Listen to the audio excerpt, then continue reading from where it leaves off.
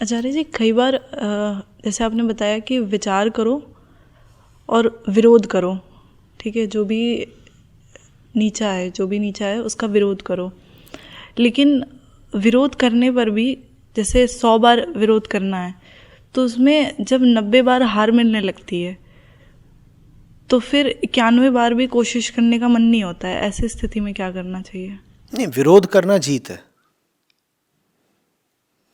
हार कैसे मिल गई? जैसे विचार किया कि कोई एक काम है जो नहीं करना है, ठीक है, लेकिन फिर भी वो हो जाए, ये जीत है। हार तब है जब अगली बार विचार नहीं किया। यहां हार जीत की परिभाषा बहुत स्पष्ट होनी चाहिए।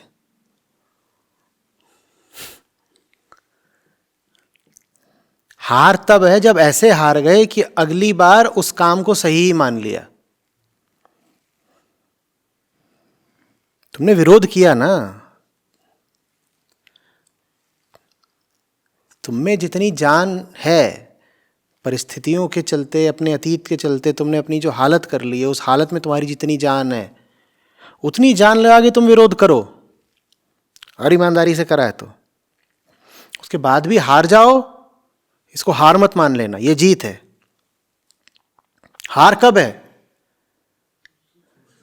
जब अगली बार विरोध ही ना करो। तुम्हारा काम है बार बार विरोध करते जाना, और ये उम्मीद तुम्हारी हार बन जाएगी कि मैंने 5 बार विरोध किया लेकिन मैं जीत तो पाती ही नहीं। तुम्हें हक क्या है आखिरी जीत मांगने का? तुम कौन हो? तुम्हारा काम है एक हार से दूसरी हार तक की यात्रा करना, ये जीत है। हार कब है? जब यात्रा रुक जाए। हार कब है? जब हारना ही छोड़ दो हार के डर से। तुम्हारा काम है बार बार मैदान में उतरना हारने के लिए, यह जीत है। हार कब है? जब मैदान में उतरना ही छोड़ दो।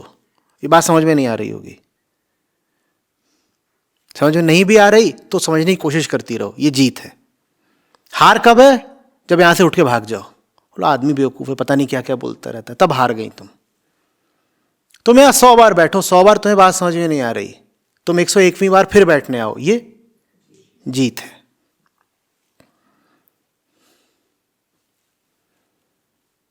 हम तो ऐसे जीतेंगे। कैसे? बार बार हार के। अब हरा के दिखाओ। तुम जितनी बार हमें हराओगे उतनी हमारी जीत पक्की होती जाएगी।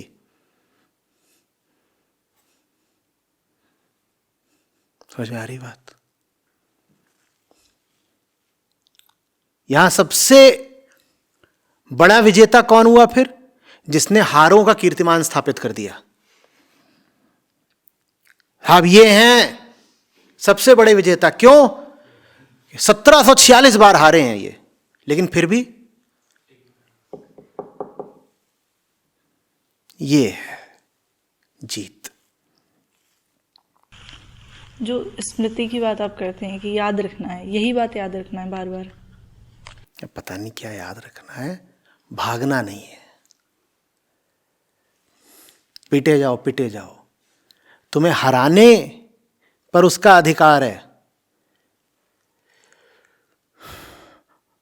पर मैदान छोड़ के तुम्हें भगाने पर उसका कोई अधिकार नहीं। वो तुम्हारा फैसला होता है, वो फैसला नहीं करना है।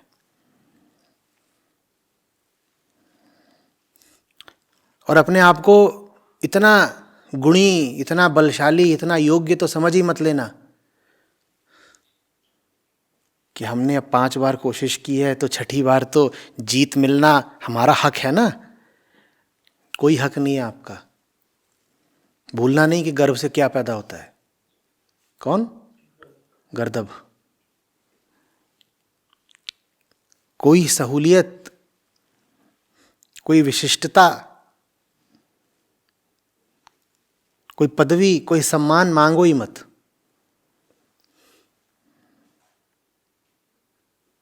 जिंदगी तुम्हें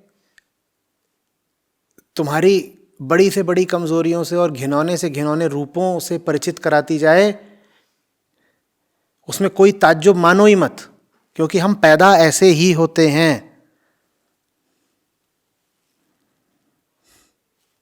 तुम्हारा काम बस क्या है, तुम कह दो कि तू मुझे अधिक से अधिक ये दिखा सकता है ना कि मैं कितना गिरा हुआ हूँ, कितना गिरा हुआ हूँ, कितना गिरा हुआ हूँ, कितना गिरा हुआ हूँ, मैं मान लूंगा। पर मैं एक काम करता रहूंगा, मैं जितना भी गिरा हुआ हूं वहां से मैं ऊपर उठता रहूंगा। जितनी भी गति संभव है, जितनी भी मेरे पास ताकत है, मैं यथासंभव यथाशक्ति बस ऊपर उठता रहूंगा। ऊपर उठने से तो कोई नहीं रोक सकता ना मुझे, ये मेरा काम है। तुम मुझे अधिक से अधिक यही बता सकते हो कि मैं और ज्यादा गिरी हुई हूं, मान लिया, हो सकता है बिल्कुल। उतना गिरा हुआ होना मेरा चुनाव नहीं था। देखो, वो परिस्थितियों की बात है कि हम वैसे हैं, हम क्या करें, वो तो परिस्थितियों की बात है। हमारे चुनाव की बात क्या है कि हम उठ रहे हैं कि नहीं उठ रहे हैं। ठीक है, तुम प्रदर्शित करते चलो कि हम गिरे हुए हैं, हम प्रदर्शित करते चलेंगे कि हम कितने भी गिरे हुए हैं हम उठ तो रहे ही हैं। उस पर हमारा अधिकार है, वही हम कर सकते हैं बस। वो तुम्हें हरा के नहीं जीतते, वो तुम्हारा हौसला तोड़ के जीतते हैं। समझ में आ रही बात? हार हो जाए कोई बात नहीं, हौसला नहीं टूटना चाहिए। क्या फरमाया साहब ने? मन के हारे हार है, मन के जीते जीत। उन्होंने ये नहीं कहा है कि मैदान के जीते जीत, कि मैदान जीत लोगे तब जीत है। मन में विजय होनी चाहिए।